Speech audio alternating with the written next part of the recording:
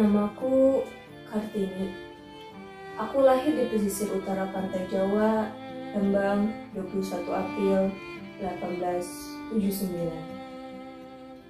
Aku putri dari seorang bupati Jepara bernama Raden Mas Aryo Sosoniro.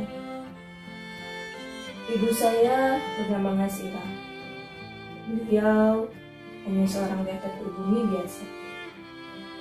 Mereka adalah dua permata hati yang menjodohkanku dengan Kakanda Singgi Jojo Adiningrat, suami tercinta yang membantu menghidupkan sekolah Kartini kebanggaanku. Namaku Kartini. Aku dengar kalian memperingati setiap 21 April sebagai hariku. Aku ucapkan terima kasih. Tapi jujur, aku tidak enak hati dengan Ibunda Dewi Sartika dan Cut Nyahdien.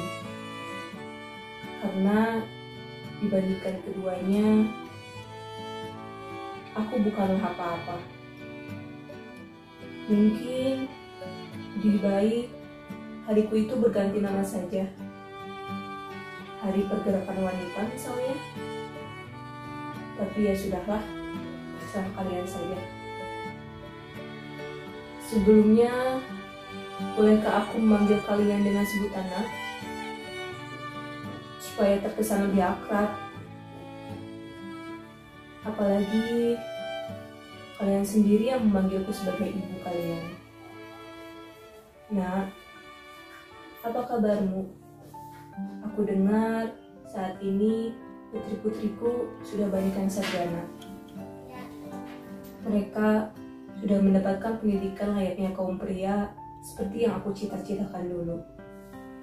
Syukurlah. Oh iya, maukah kau menceritakan kurikulum pendidikan di tanahku sekarang ini? Ibu belum cukup paham, nak.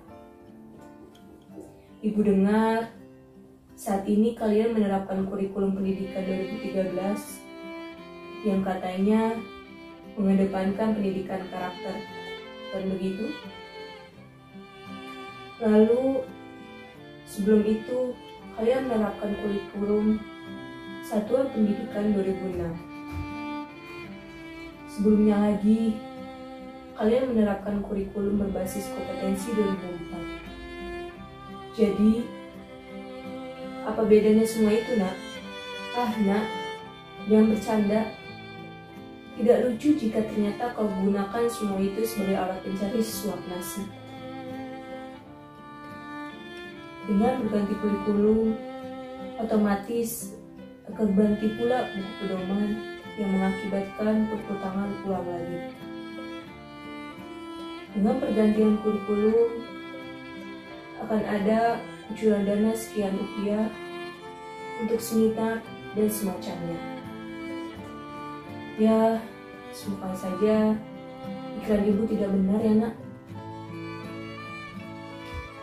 Beberapa hari yang lalu, ketika ibu bermain-main di Facebook, ibu lihat banyak berita miring mengenai perilaku anak didikmu saat ini. Coret-coretan, tawuran, video porno pelajar, hingga kekerasan di kala masa orientasi. Apakah ini kegagalan kurikulum, nak? Tidak. Jadi, jangan kau ganti-ganti lagi kurikulum itu. Sebab, yang salah bukan kurikulummu, nak, tapi sistemmu. Sistem pendidikan itu terlalu terfokus pada lingkup sekolah saja. Padahal, karakter sebagai slogan utama pendidikanmu tidak mungkin bisa terbentuk hanya di ruang lingkup sekecil dan dalam waktu sesingkat itu. Perlu sebuah konsistensi agar terbentuk karakter baik yang dikehendaki. Dan itu mustahil manakala ada objek eksternal yang justru bersifat destruktif terhadap karakter baik anak. Ya, media salah satunya. Kakak kalian, H. Ainun Najib, suatu ketika bercakap, kita berenang di lautan ketidakpastian bernama media. Lemha, bukan lautan lagi nak, tapi samudera.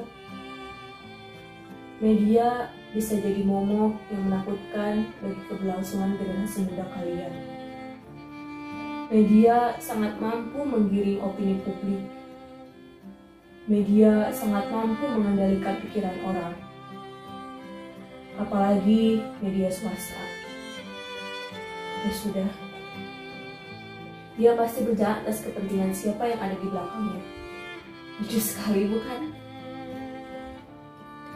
Baiklah, kita kembali ke pendidikan tadi saja. Jadi nak, sepertinya jangan terlalu berharap pendidikan karakter kalian sukses jika media saja masih belum sehat begitu. Jangan pula berharap untuk tidak melihat anak berusia 9 tahun berciuman jika mereka masih menonton sinetron yang kurang layak bagi mereka. Kalau solusi nak, ibu hanya punya 3 saja. Kau ingin tahu? Baiklah, tapi jangan merajuk begitu.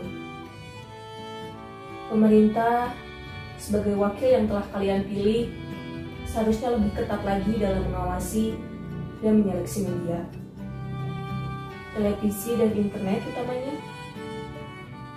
2 media favorit peserta didik sampai saat ini.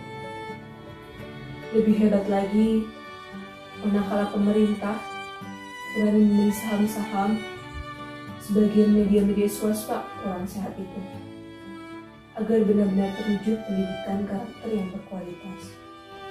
Tapi, sepertinya hal itu sukar sekali untuk terrealisasi. Langkah realistis dan lebih masuk akal guna terwujudnya pendidikan karakter yang nyata adalah dengan melibatkan keluarga. Memang luar biasa sekali peran keluarga bagi pendidikan sebenarnya. Solusi terakhir untuk menjadi karaktermu, boleh saja kau bersikap apatis. Serahkan urusan ini pada pemerintah dan lembaga pendidikan. Tapi dengan syarat, teruslah bernyanyi seperti kakakmu, Bang Iwan. Urus saja moralmu, urus saja akhlakmu. Peraturan yang sehat yang kami tahu. Suami saya bernama Raden Mas Jojo Ningrat, seorang bupati Rembang. Beliau santun dan cukup menghargai seorang perempuan. Sejak saya pindah ke Rembang, saya mulai dibangunkan gedung sebagai tempat belajar dan mendidik anak-anak di bumi ini. Tepatnya di sebelah depan pendeta Rembang di bagian kanan, saya beri nama Sekolah Kartini. Berjalannya sang waktu, kehamilanku semakin besar. Suamiku selalu menemani dan merawat sampai proses persalinan kala itu. Kondisi Kartini waktu itu tidak begitu baik. Banyak pendarahan selama persalinan. Badannya sering lemas dan tidak stabil.